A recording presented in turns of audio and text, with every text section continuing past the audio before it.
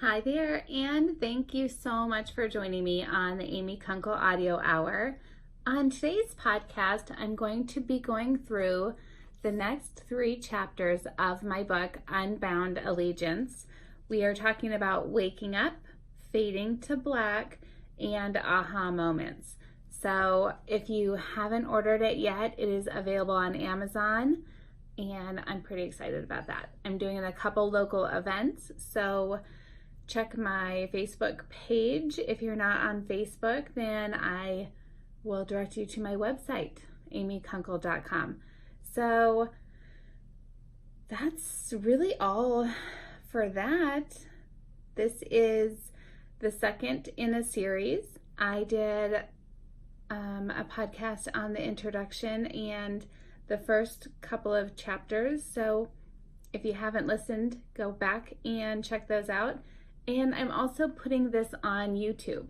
So if you prefer to see my face while I am talking about this, you can check my amykunkle.com.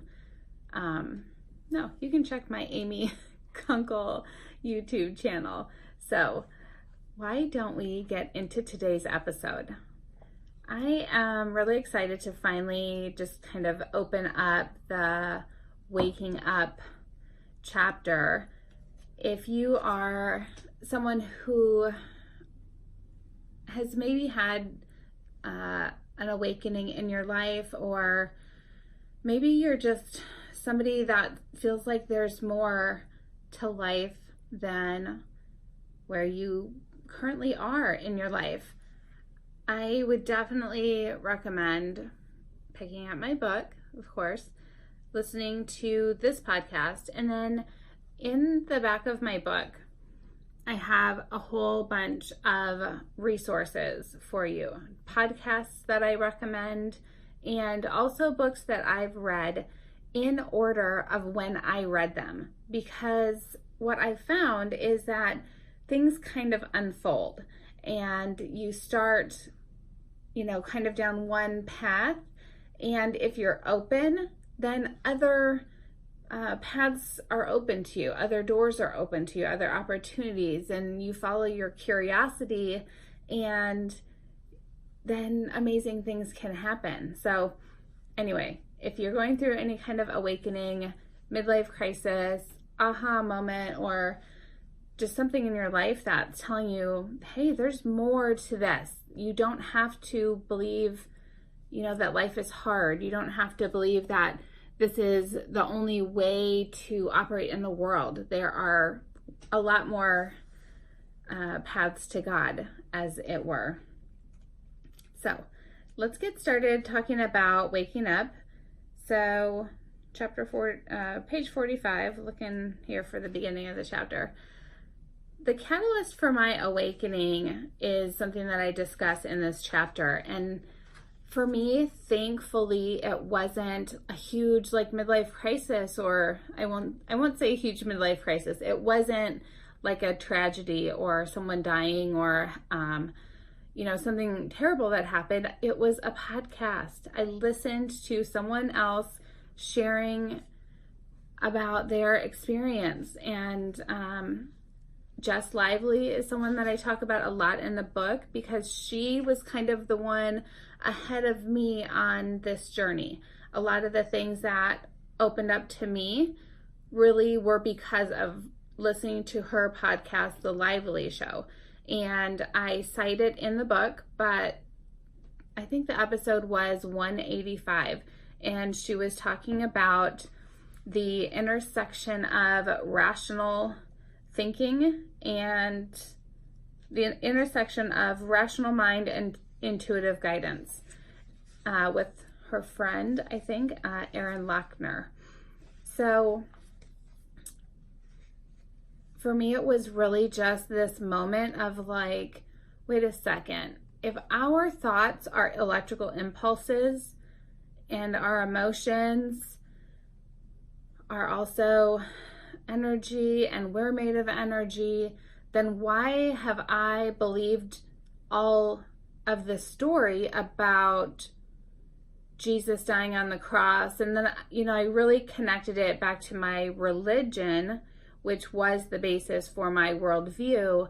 And that triggered just this unraveling and unspiraling, maybe, of my belief system, because I had this new thought that entered into my mind about us being made of energy. So I talk about that. I also talk about Rob Bell, because he is kind of another one of those people who are on the path ahead of me. He has already done all of this, where he left, actually he was a pastor, and he left the church. He left his church and started publishing books on what he truly believes the Bible is about, and that is guidance for our life. And a lot of my current beliefs definitely align with what Rob Bell teaches, and I have several of his books in the resource section that I have read. So I talk about that and just the idea of free will. And Dr. Jordan Peterson talks about this a lot online if you want more on this topic. But my analysis of free will is that it's not really free, because all of us are carrying with us a program. And I've talked about it in the earlier chapters of this book, but it's this program that just is running in our subconscious or our unconscious all the time. And it is the root of all of our decisions in life. And we don't really have free will because we are conditioned based on our environment, our parents, our upbringing, whether, we were raised in the church, anything to do with just our societal programming, any traumas that we experienced, all of those things go into contributing to our choices in life. And we can't know all of the choices. It's just not physically possible. I don't know all the choices of my, of the belief system that I believe in, or I can't know all the choices of anything, like if you ask me how many countries there were in the world, like I just don't know I don't know all the options. Like in my mind, I don't know the options. I know that this information is available online. And so we definitely live in a different world where we can find out a lot more information. But I just don't believe that free will is completely like unrestricted, unbound because of the person that we are and our environment. So I talk about that a lot. I also talk about quantum physics, which is kind of fun because quantum physics is kind of a new thing for me. I'm not going to get into it because I just really haven't studied it that much, and it's pretty advanced.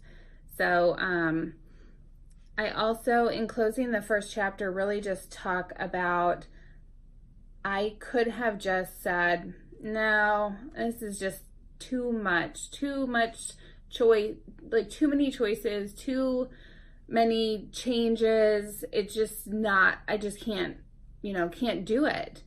And a lot of people do that. A lot of people that I work with for clients in architecture say like, they just don't have the vision to be able to see all the options.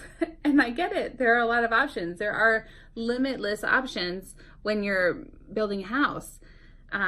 Really only your finances, kind of limit you. But they just can't see, that it's going to be okay, I guess, is the bottom line. Is when I made the decision to go ahead and say, yeah, I'm going to change my belief system, what I believe about myself, what I believe about God, what I, how I parent. I'm willing to make these changes because I believe in them, and I believe that I am better for it. And I think that, the choices that we all have, like one of the quotes that I reference is from Dr. Joe Dispenza, and he says, in an age of information, ignorance is a choice. And, I believe that. Like, you can be completely ignorant of all these options and choose to only believe what you want to believe and not ever change your mind, and that's your choice. But for me, I had to change, and that's what that chapter closing is all about. So the next chapter is called Fading to Black, and it talks about Carl Jung's idea that it's actually called solutio. It's the dissolution of the ego, and pretty much the concept of when a butterfly goes from a caterpillar into a butterfly in the chrysalis, it actually completely dissolves. Like, everything is gone. It's all gone to black, like mucky liquid, and it has to do that. Like, I had to go to this point where everything started over for me. I couldn't change my belief from one thing to another without really just clearing that slate. And so I talk about that, and then I start getting into some of the things that I followed in Just Lively's kind of exploration. We talk about creating your own reality, how meditation plays into all this. I talk about manifestation in children and how we can really pre-pave ideas into their mind, and you can do it into your own subconscious. Like, you can do this. Like, your first day of school is going to be so amazing. Like, and really just speak positivity into them, but that helps them to create it into their own lives. So I start talking about that with children, and the ways that I get into alignment, which is just this idea that you are in a good, happy, joyous place, that you are taking control of your thoughts, not letting them go down these paths of, anger, resentment, bitterness, whatever, and creating the positivity that you want in your life intentionally. I talk about writing to your intuition, which is a thing that I learned from Just Lively. And I also get in the closing of that chapter on the transcendence from child consciousness. And for me, I think I heard this from Paul Chek, who is a holistic lifestyle coach, practitioner, teacher. Like, that really is not enough. You can Google him, and I also have multiple references in the book on Paul Chek. But he talks about how when you just take the information and do what you're told, you're basically in this level of child consciousness.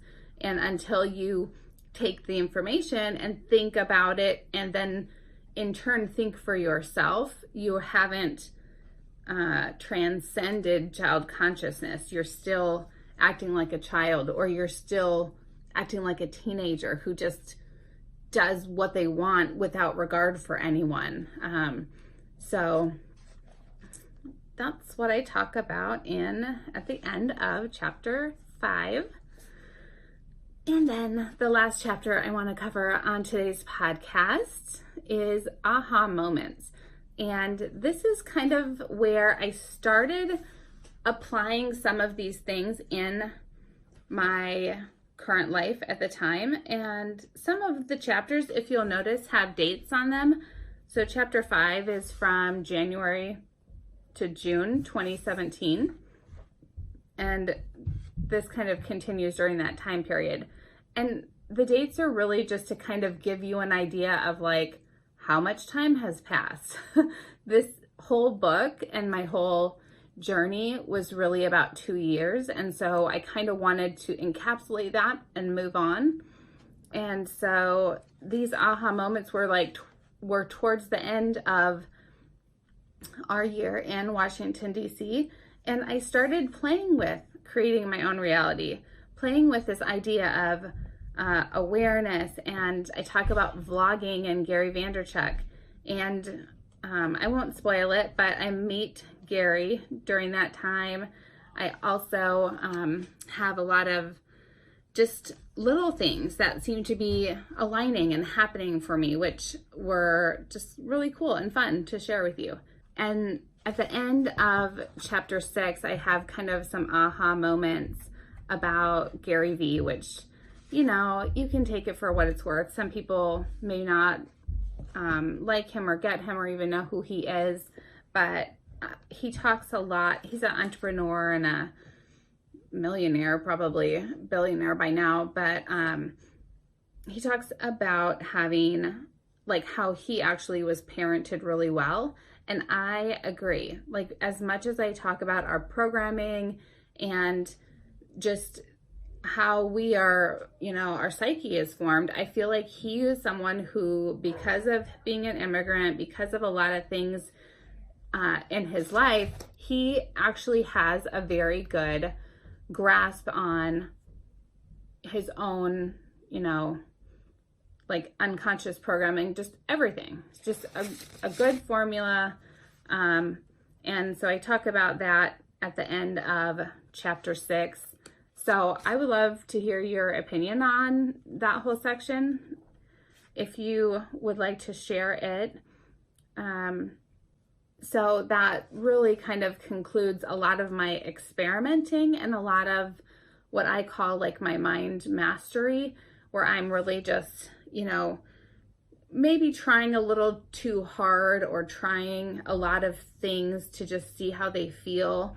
And then this really opens up my individuation process, which kind of starts after I come back to Canton. So that is the next couple chapters of my book. And so I hope if you have gotten it, I would love if you wrote a review on Amazon. That really helps, you know, get the word out about the book. And I will get back with you next week to cover the next 3 chapters. So thank you so much. Bye.